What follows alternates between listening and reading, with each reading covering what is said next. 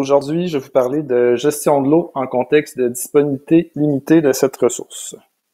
Donc, j'avais envie de commencer avec la conclusion au pluriel, parce que selon votre situation, il se pourrait qu'à terme, ça soit une bonne nouvelle, ça se pourrait aussi qu'il y ait des mauvaises nouvelles, ou ça se pourrait aussi qu'il n'y ait pas de nouvelles du tout.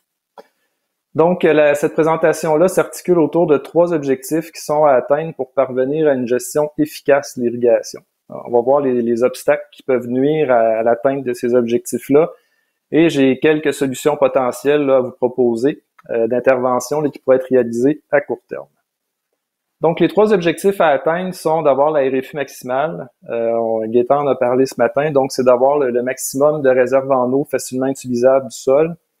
C'est d'avoir une bonne efficacité d'application. Donc, l'eau apportée a le potentiel d'être valorisée par la culture et aucun stress hydrique inconsidéré.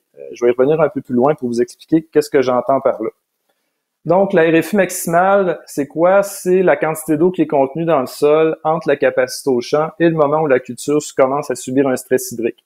Donc, si votre objectif avec l'irrigation, c'est d'éviter un stress hydrique à la culture, ben, c'est un point de référence intéressant à cibler pour avoir votre consigne d'irrigation.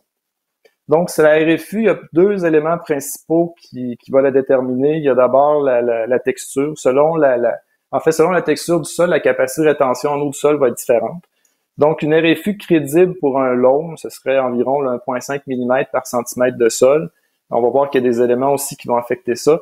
Donc, si on a 20 cm de sol, ben, on va avoir 20 fois 1,5 mm. Puis si on a 30 cm de sol, ben, on va avoir 30 fois 1,5 mm. Donc, il y a la texture du sol, mais aussi la profondeur d'enracinement qui est importante. Donc, si on a un loam avec un enracinement de 30 cm et un sol qui est à la capacité au champ, ben, ça veut dire qu'on a 45 mm d'eau à dépenser là, avant que la culture subisse un stress hydrique.